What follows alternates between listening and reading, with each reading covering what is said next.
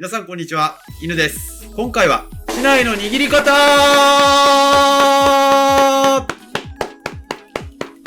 なたはどっち？昔コンコンと竹刀の握り方について教えてくださる先生がいました。幼い時期にここを大切に教えてくださったことを今思えばめちゃくちゃ感謝しないといけないんだけど、やっぱりかっこいい技とか強い選手に憧れていた僕はこういう見えない部分全然どうでもいいやと思ってました。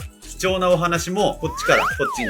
だから今もあんまり覚えてないんですが、持ち方で結構変わっちゃうもんですね。打突が届くか届かないかとか、竹刀を動かしやすいかとか、手の内を効かせて鞘を作れるかとか、握り方が原因でできない技とかありそうです。よく言われるのは左手が重要。右手に力が入りすぎてはいけない。小指、薬指、中指で握り、人差し指と親指の方ではあまり強く握らない。など聞いたことありますよね。で、基本はあるにしても、今回お話ししたいのはこちら。力の発揮のしやすさは人によって違うんだそうです。面白いですよね。ということで、握り方へのアプローチを2つご紹介させていただきたいと思います。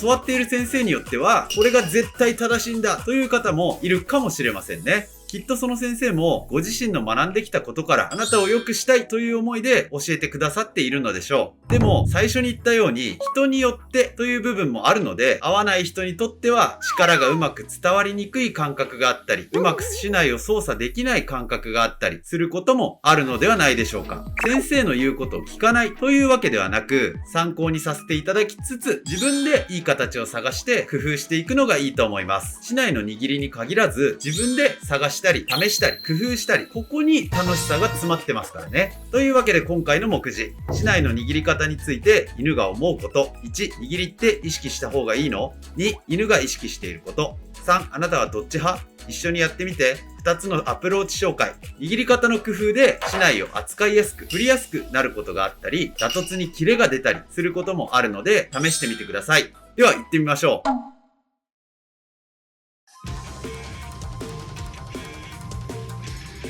1、握りって意識した方がいいの？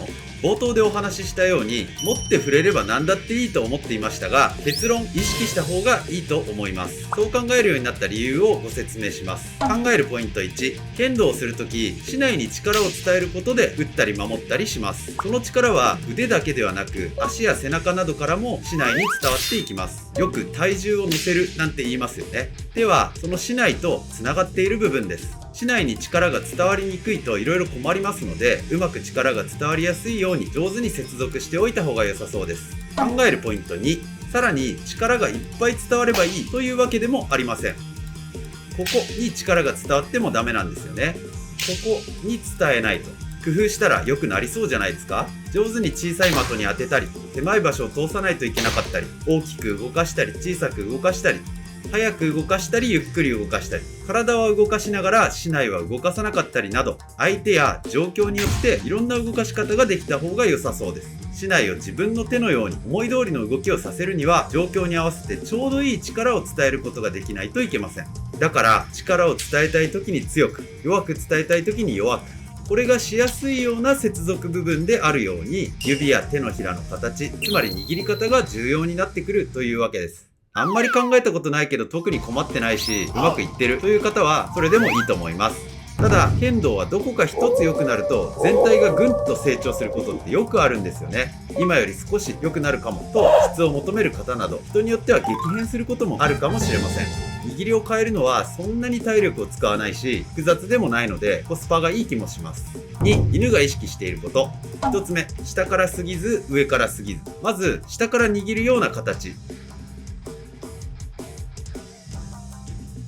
これは脇が空いてしまって力が入りにくいんですね。足や背中から伝わってくる力を肩の関節、肘の関節、手首の関節を上手に使って打突に伝えたいです。でも肘が横に向いてしまうとこのような打突になってしまい、鋭く打つことや強く打つことが難しいです。肘の裏、この曲がる部分が相手の方向に向くように握って構えて打突できるといいと思います。極端に向けようとしすぎなくてもいいと思います。次に上から握るような形。これは少し窮屈な感じが僕はします。もともと絞ってるから出鼻の小手を打たれにくくなるかななんて考えた時期がありましたが、打たれる時は打たれるなという結論に落ち着きました。そういうことだけでなく、手首の関節を最後に使う時にこのような使い方になります。打った時になんとなく打突が締まったような感じがするかもしれませんが、もっと効率的にこのように使えた方が僕はいい気がしています。あとはこのような使い方であれば手首を返して横に振るような動きもしやすいんですが、上から握っているとこのように返しにくかったり、かぶせるような打ち方になってしまって遅かったりなど、返したり回したり横の動きに不便な感じがしてしまいます。攻撃の幅が狭くなってしまう感覚があるので僕は使っていません。なので握手をするように自然に出した手を竹刀に当てるように握っています。こうすると肘も前を向いて振りやすくて力を伝えやすいですし、返したり横の動きもスムーズに竹刀を振るということがしやすいです。2つ目、真横ではなく少し斜めに握る。手をこのように出した時に腕に垂直にこのように竹刀を置いて握ると、無意識に必要以上の力が入りすぎてしまう感じがします。今は僕は少し斜めに置いて親指、人差し指に比べて中指、薬指、小指の方をしっかり握るようにしています。たまにこういう握りも見ることがありますが、人差し指や親指も使っちゃいけないわけじゃないですし、利用できた方がいいと思うので、伸ばさないで自然に握るのがいいと思います。また比べてみるとこのように竹刀の先があまり走ってくれなくなるので、結果やはり力で押し込まないといけない感じがします。打突に作用を出すには竹刀の重みも利用した方がいいのですが、このようにがっちり握ると力で振る、全部自分の力で頑張っちゃうみたいな感じがします。昔右手だけこの握り方をやっていました。力は入るし、あそこまで剣先を伸ばす必要性も感じていなかったので気にしていませんでしたが、今ではこっちの方が気に入っています。ただこの握りでも上手な方はいるので、お好きな方はそれでもいいと思います。3つ目、力の加減。僕は左手6、右手4ぐらいで握っています。いろいろやってみて、これがいろいろ都合がいいのでこうしているというだけで、誰かにこうした方がいいと言われたからそうしているわけではありません。今はこうだけど、もっとやりたいことが変われば変わるかもしれないし、よく右手打ちになってるとか右が強すぎという言葉を耳にするので、右手が悪いもののように感じられる方もいるかもしれませんが、そうではないと思います。僕は右手が強い剣道も力強くて、それはそれでありだと思ってしまいます。ただそれによる不都合を自分で直したいと思えば改善すればいいだけで、こういう面の打ち方でインターハイの決勝まで行った選手を僕は知っています。せーので打てば確かに真ん中の方が速いです。でもこの打ち方を見ていけると思った相手が面に来てくれるようになったら、タイミングを間違えなければ相面でも勝てるんです。途中まで逆動と思うかもしれない、慣れていない形に戸惑うかもしれない。長所になるか短所になるかは状況によって変わるんです。どっちを取るか、短所となりそうな部分をどうカバーするか、どう生かすか、工夫する道だってあると思います。ちょっと極端ですが、仮に右手が悪なら左手1本でやればいいじゃないですか。でもかなり難しいですよね。大事なのは右手と左手どちらも協力して動きを滑らかにすることです。それぞれが役割を果たさないと上手に振れないんです。だから右手だって必要な時に必要な分は力が入らないといけない。めちゃくちゃ体格がいい人よりピュンピュンしない振れる細い人とか見たことないですか？使い方がうまいんですよ。力だけじゃなく。3、あなたはどっち派？さあ今回お伝えしたいのはここ。どっちの意識で握るのがやりやすいですか？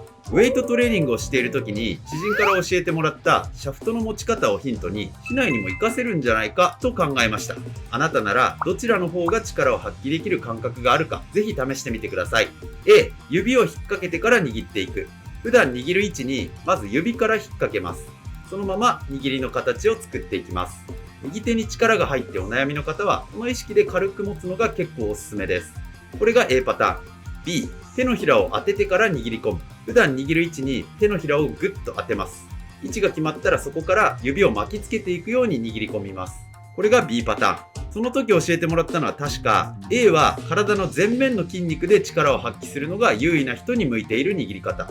B は体の後面の筋肉で力を発揮することが優位な人に向いている握り方だったと思います。この辺はまあどっちでもいいんです。占いのようなもの。でも握った感じ、違いを感じませんか？ちなみに僕は右手は A、左手は B。皆さんはどうですか？やってみてください。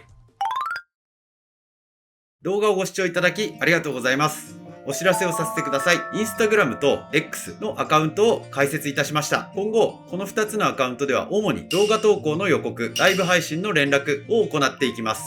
概要欄にリンクを貼らせていただきましたので、お見逃しのないようにアカウントをお持ちの方はフォローしていただけると嬉しいです。YouTube ライブを5月18日土曜日夜9時から行いたいと思っています。インスタも X もライブも不慣れでご迷惑をおかけするかもしれませんが、活動の幅を広げていくために準備してやってみたいと思っていますので、見守ってください。よろしくお願いします。